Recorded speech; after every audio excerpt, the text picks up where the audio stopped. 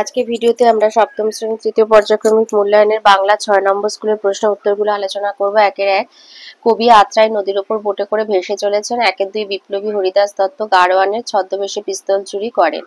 একের তিন, বর্ষাকালে এমনই ছিল মেয়ারও। একের চার, কার পরিচালিত চলচ্চিত্রে পটল বাবু পেডিস্ট্রিয়ানের চরিত্রে অভিনয় করতে গিয়েছিলেন বরেন মল্লিকের। একের পাঁচ, ভারতীর্থ কবিতাটি গীতাঞ্জলি কাব্যগ্রন্থ থেকে নেওয়া হয়েছে। একের ছয়, নীল অঞ্জন ঘন পুঞ্জ ছায়া গানটি একটি রবীন্দ্রসঙ্গীত। একের সাত, এক গঙ্গা জল দিয়ে তাই ধুচ্ছি। একের আট, রচয়িতা দক্ষতা পাণ্ডিত্য জীবিকা অর্থে যে প্রত্যয়টি ব্যবহৃত হয় সেটি হলো স্নিগ্ধ। একের নয়, কোন বিকল্পটি ঠিক? গ, দৃশযুক্ত তব্য দ্রষ্টব্য। একের 10 বলেছে কোনো কিছুর অভাব বোঝাতে যে প্রত্যয় ব্যবহার করা হয় সেটি হলো আই প্রত্যয়।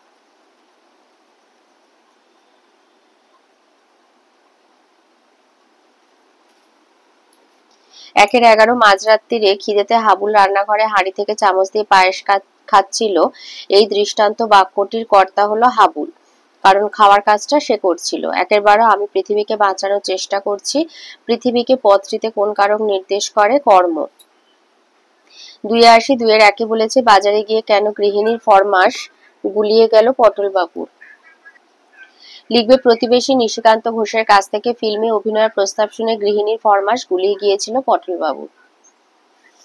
2-এর 2 বলেছে রবীন্দ্রনাথ ঠাকুর রচিত একটি পত্র সাহিত্যের নাম ছিন্নপত্র।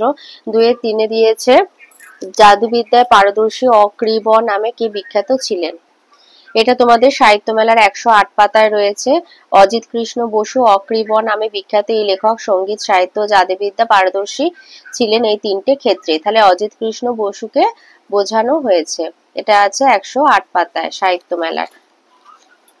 2-এর 4-এ বলেছে হে রুদ্রবীণা বাজো বাজো রুদ্রবীণা কি? লিখবে রুদ্রবীণা হলো দেবাদিদেব মহাদেবের বীণা। রুদ্রবীণা হলো দেবাদিদেব মহাদেবের বীণা। 2-এর 5-এ বলেছে কে এক্ষুনি আকাশ জুড়ে লক্ষ্য রঙের দৃশ্যে চমকে দেবেন। এক ঈশ্বর এক্ষুনি আকাশ জুড়ে লক্ষ্য রঙের দৃশ্যে চমকে দেবেন। 2-এর 7-এ দিয়েছে এ বিভক্তি যুগে একটি অধিকরণ কারকের উদাহরণ দাও। 2-এর 6-এ আছে ঘনাদা চরিত্রের স্রষ্টাকে প্রেমেন্দ্র মিত্র। 2-এর 7-এ বলেছে এ বিভক্তি যোগে একটি অধিকরণ কারকের উদাহরণ দাও। অধিকরণ কারকে লিখবে ব্যাকরণে তার ধারে কাছে কেউ নেই, বা বর্ষাকালে এই নদীতে টইটুম্বুর জল থাকে, বা ফটকে গাড়ি দাঁড়িয়ে আছে। এগুলো এ বিভক্তি যুগে উদাহরণ। 2-এর 8-এ দিয়েছে মানযুক্ত অনিয় মাননীয়। 2-এর 9-এ দিয়েছে কৃত প্রত্যয় কাকে বলে।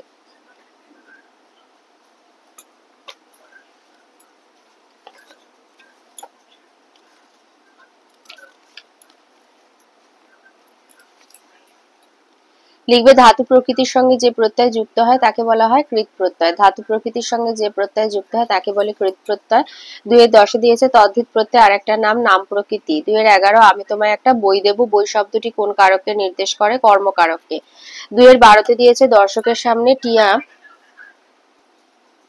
দর্শকের সামনে নমস্কার করি তারা হাত তুলে গান জুড়ে দিয়েছিল ফুলকলি আসে অলি গুনগুন গুঞ্জনে। এটা আছে মাকু বইয়ের 57 পাতায়। 2-এর 13-তে দিয়েছে পিসেমশাই কি চাকরি করতেন? পিসেমশাই পুলিশের দারোগার চাকরি করতেন। 3-এ আসি। 3-এর 1-এ দিয়েছে কালিম্পং এ টেলিফোন ছিল না এই উপলক্ষে প্রথমে তার উদ্বোধন কোন বিশেষ উপলক্ষে কিভাবে এই উদ্বোধন সম্পন্ন হলো? এই উত্তরটা লিখবে প্রবোধ কুমার সান্যাল রচিত দেবাত্মা হিমালয়ের প্রথম খণ্ডের কালিম্পং অধ্যায়ের অন্তর্গত দেবাত্মা হিমালয় নামক পাঠ্য গদ্যাংশ থেকে জানতে পারি 25শে বৈশাখের সন্ধ্যায় বিশ্বকবি রবীন্দ্রনাথ ঠাকুর দেশবাসীর উদ্দেশ্যে তার জন্মদিন উপলক্ষে একটি নবরচিত কবিতা বেতার যোগে পাঠ করবেন বলে কলকাতার বেতার কেন্দ্রের কর্তৃপক্ষ কলকাতা এবং কালিম্পং এর মধ্যে টেলিফোনের বন্দোবস্ত করেছিলেন। 3-এর 2-তে বলেছে হি হি তুক করা হলো না বক্তাকে কাকে সে কথা বলেছে। এখানে বক্তা হচ্ছে টাউন স্কুলের নবীন খেলোয়াড় টুনু। টুনু তার দলেরই অন্য খেলোয়াড় সমরেশকে উদ্দেশ্য করে একথা বলেছে। কখন বলেছে আমাদের জানতে চায়নি, শুধু বক্তাকে আর কাকে সে কথা বলেছে এই প্রথম লাইন আর দ্বিতীয় লাইনটা লিখবে যে এখানে বক্তা হচ্ছে টাউন স্কুলের নবীন খেলোয়াড় টুনু। টুনু তার দলেরই অন্য খেলোয়াড় সমরেশকে উদ্দেশ্য করে একথা বলেছে। এখানে শুধু দিয়েছে বক্তাকে কাকে সে একথা বলেছে। 3-এর 3 বলেছে রাস্তায় ক্রিকেট খেলা গল্পে মোট কয়টি কিশোর চরিত্রের সন্ধান পেয়েছো? গল্পের একমাত্র বয়স্ক চরিত্রটি কে? বিখ্যাত লেখক মাইকেল অ্যান্টনির রাস্তায় ক্রিকেট খেলা গল্পে মোট 3টি কিশোর চরিত্র রয়েছে। এরা হলো অ্যামি, ভার্নার, সেলো। গল্পে 2জন বয়স্ক চরিত্রের উল্লেখ আছে, তারা হলেন সেলোর মা আর অ্যামি ভার্নের মা।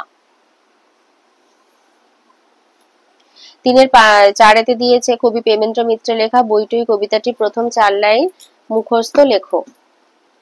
লিখবে বইটই প্রেমেন্দ্র মিত্র, বই তো পড়ো, টই পড়ো কি, তাই তো কাটি ছড়া, বই পড়া সব মিছে যদি না হলো টই পড়া। এই প্রথম 4 লাইন। 3-5 দিয়েছে ভাটিয়ালি গানের রচয়িতাকে, এটির প্রথম 2টি লাইন মুখস্থ লেখো। এটা আছে বইয়ের 117-18 পাতায়। 117। ভাটিয়ালি গান বলেছে ভাটিয়ালি গানের রচয়িতাকে জসিম উদ্দিন। আর বলেছে এটির প্রথম 2টি লাইন মুখস্থ লেখো। ও আমার দরদি আগে জানলে তোর ভাঙা নৌকায় চড়তাম না। প্রথম 2টো লাইন বলেছে। 3-6 বলেছে পল্লী কবি হিসেবে অধিক পরিচিত কবিকে জসিম উদ্দিন, তিনি মূলত কোন পল্লীগীতি নিয়ে গবেষণা করেছেন?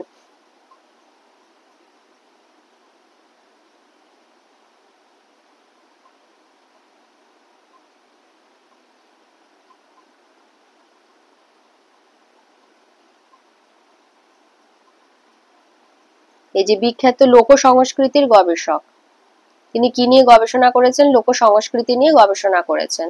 এখানে বলেছে তাহলে পল্লী কবি হিসেবে অধিক পরিচিত জসিম উদ্দিন, তিনি মূলত কোন পল্লীগীতি নিয়ে গবেষণা করেছেন? লোক সংস্কৃতির পল্লীগীতি নিয়ে গবেষণা করেছেন।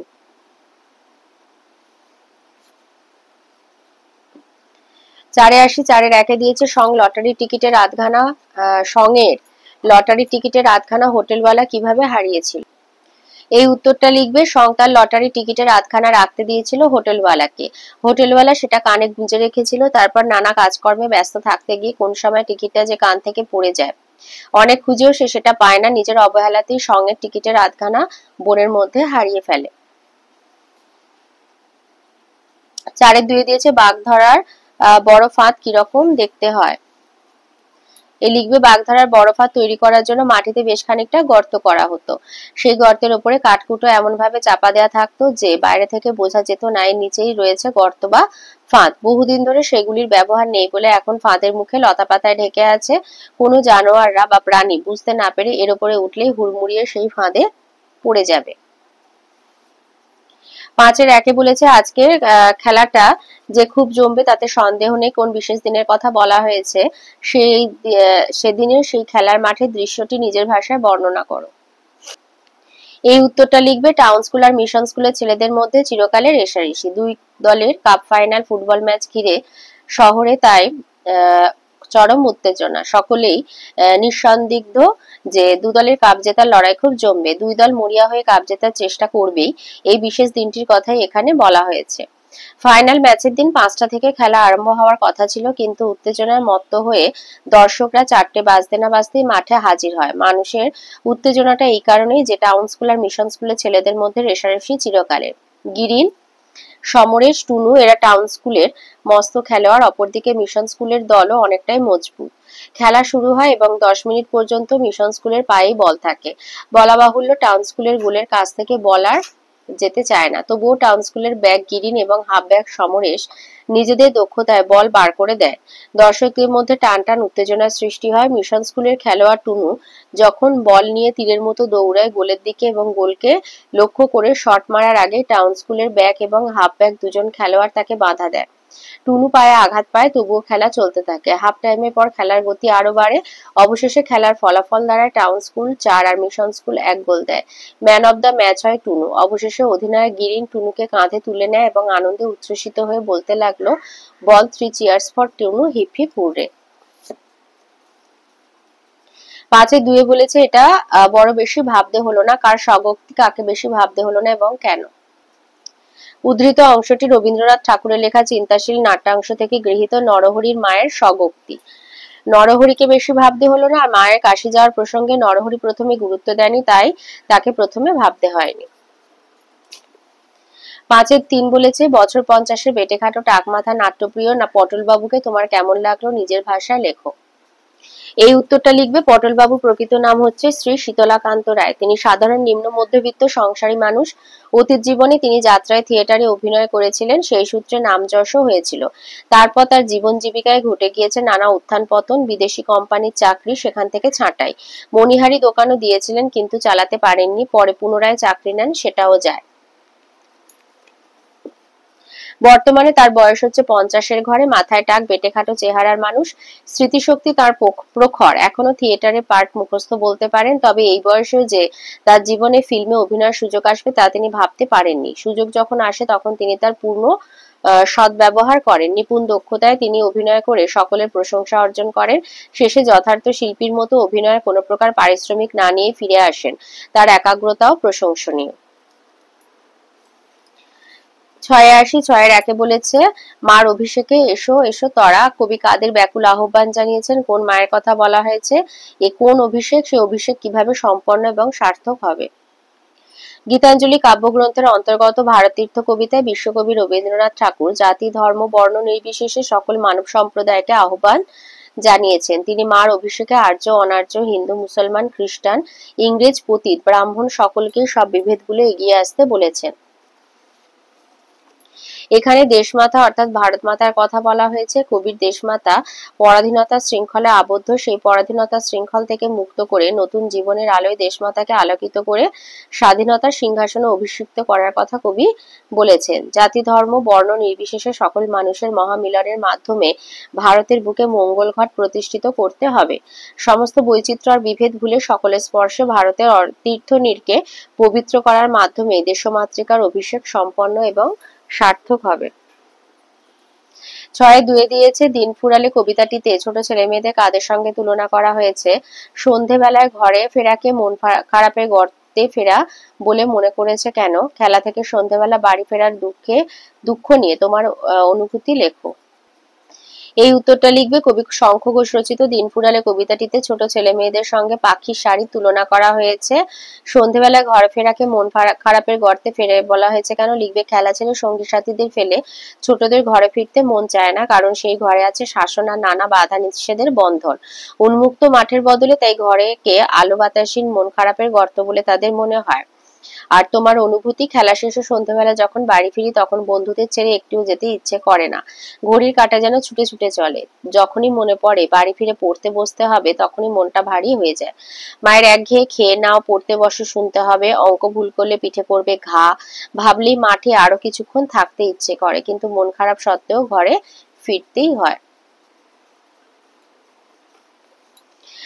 6-এ বলেছে, বইটই কবিতাটির কবিকে প্রেমেন্দ্র মিত্র। কবিতাটির প্রথম 8 লাইন মুখস্থ লেখো। লিখবে, বইটই প্রেমেন্দ্র মিত্র, বই তো পড়ো, টই পড়ো কি? তাই তো কাটি ছড়া, বই পড়া সব মিছেই যদি না হলো টই পড়া। টই পড়া যায়, পড়তে কোথায়? বলছি তবে শোনো, বইয়ের মাঝে লুকিয়ে থাকে টই সে কোনো কোনো। এই পর্যন্ত 8 লাইন। 7-এ বলেছে, মাকু কে? সে কেন ঘড়িওয়ালাকে খুঁজছিল? প্রখ্যাত সাহিত্যিক লীলা মজুমদারের মাকু গল্পে মাকু ছিল কলের পুতুল। ঘড়িওয়ালা বহু বছর ধরে ঘড়ির কারখানায় পুরনো কল কবজা দিয়ে মাকুকে তৈরি করেছিল। সে বিভিন্ন প্রকারের কাজ করে দিতে পারত।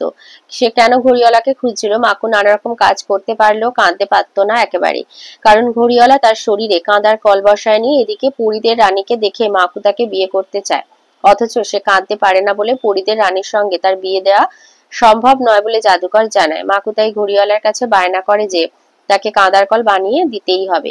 কিন্তু মাকুকে বানাতে গিয়ে ঘড়িওয়ালার সব বিদ্যা ফুরিয়ে গেছে, তাই মাকুর জন্য কাঁদার কল বানানো তার পক্ষে সম্ভব নয় বলেই সে মাকুর কাছ থেকে পালিয়ে পালিয়ে বেড়ায়। অন্যদিকে মাকুর কাঁদার কল চাই চাই, তাই সে ঘড়িওয়ালাকে খুঁজে চলে।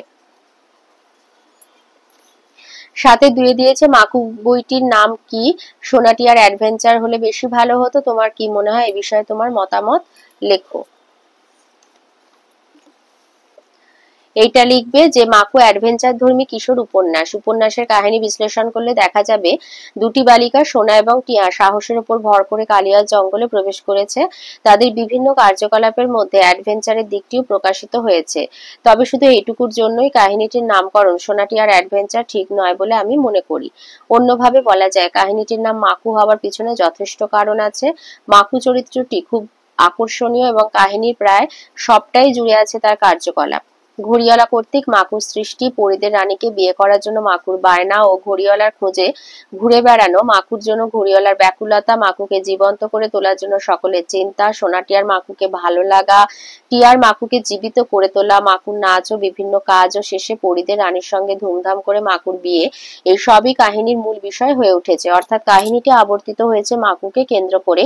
তাই আমার মনে হয় কাহিনীটির নাম সোনাটিয়ার অ্যাডভেঞ্চার না হয়ে মাকু হওয়ায় যথাযথ হয়েছে। 8 আছে এক কথায় প্রকাশ করো। প্রথমে আছে শ্বেতবর্ণের পদ্ম। শ্বেতবর্ণের পদ্ম হচ্ছে পুণ্ডরী। তারপরে আছে ব্যাকরণ জানেন যিনি। ব্যাকরণ জানেন যিনি বৈয়াকরণ। এটা তোমাদের বইয়ের 65-66 পৃষ্ঠায় আছে ব্যাকরণ বইয়ের। ব্যাকরণ জানেন যিনি বৈয়াকরণ। সর্বজনীন কল্যাণে সর্বজনীন। সর্বজনের কল্যাণে সর্বজনীন। শিক্ষালাভী যার উদ্দেশ্য। শিক্ষালাভী যার উদ্দেশ্য শিক্ষার্থী। শিক্ষালাভী যার উদ্দেশ্য শিক্ষার্থী। যার দুটি হাত সমান দক্ষতায় চলে সব্যসাচী। যার দুটি হাতই সমান দক্ষতায় চলে সব্যসাচী। তাহলে এটা আছে তোমাদের ব্যাকরণ বইয়ের 65-66 পেজে রয়েছে। 9 দিয়েছে বিদ্যালয়ে প্রবন্ধ প্রতিযোগিতা আয়োজন করার আবেদন জানিয়ে প্রধান শিক্ষককে চিঠি লেখো। তো এখানে শুধু যেহেতু প্রবন্ধ প্রতিযোগিতা বলে উল্লেখ করেছে, তো আমাদের এখানে অনেক কিছু আছে, অতগুলো আমরা বলবো না। তো লিখবে মাননীয় প্রধান শিক্ষক মহাশয় সমীপেশু, স্কুলের নাম ঠিকানা দেবে, বিদ্যালয়ে লিখবে প্রবন্ধ প্রতিযোগিতা আয়োজন করার আবেদন। মহাশয়, আমরা আপনার বিদ্যালয়ের 7ম শ্রেণীর ক বিভাগের ছাত্রবৃন্দ, আমাদের বিদ্যালয়ে বছরে একবার ক্রীড়া প্রতিযোগিতা অনুষ্ঠিত হয়ে থাকে, কিন্তু আপনার কাছে আমাদের অনুরোধ বিদ্যালয়ে ক্রীড়া প্রতিযোগিতার পাশাপাশি প্রবন্ধ প্রতিযোগিতা আয়োজন করা হোক। এই প্রতিযোগিতা যেমন ছাত্রদের প্রতিভার বিকাশ ঘটাবে, তেমনি প্রতিদিনকার পড়াশোনার একঘেয়েমির মধ্যে বৈচিত্র্য আনতে সাহায্য করবে। ছাত্রদের মধ্যে সুস্থ প্রতিযোগী মনোভাবও গড়ে উঠবে। আপনি যদি এই বিষয়টি গুরুত্ব বিবেচনা করে এই বিষয়ে যথোপযুক্ত ব্যবস্থা গ্রহণ করেন, তাহলে আপনার কাছে বাধিত থাকবো বলে বিনীত 7ম শ্রেণী ক বিভাগের ছাত্রবৃন্দ। বারবার বলছি, এখানে যেহেতু আমাদের শুধু প্রবন্ধ প্রতিযোগিতা বলে উল্লেখ করেছে, আদার্স আমরা কিছু লিখবো না, শুধু আমরা প্রবন্ধ প্রতিযোগিতাটা যেন মাস্টারমশাই করেন, আয়োজন করেন আর কি প্রতিযোগিতার, তো সেই বিষয়ে আমরা লিখবো। তাই জন্য আমরা এই যে এখানে যেমন এই বক্তৃতা আবৃত্তি আছে, এগুলো বাদ দিয়ে দেবো, এগুলো আর লিখবো না। লিখবো যে বিদ্যালয়ের ক্রীড়া প্রতিযোগিতার পাশাপাশি প্রবন্ধ প্রতিযোগিতারও আয়োজন করা হোক। এইসব আছে, এইসব না লিখে লিখবো এই প্রতিযোগিতাটি যেমন ছাত্রদের প্রতিযোগিতাগুলি আছে, তো ওটা টি করে দেবে, আর এটা এই সব থেকে সবটা বাদ দিয়ে লিখবে এই প্রতিযোগিতাটি যেমন ছাত্রদের প্রতিভার বিকাশ ঘটাবে বলে বাকি যা আছে সেইভাবে লিখে দেবে।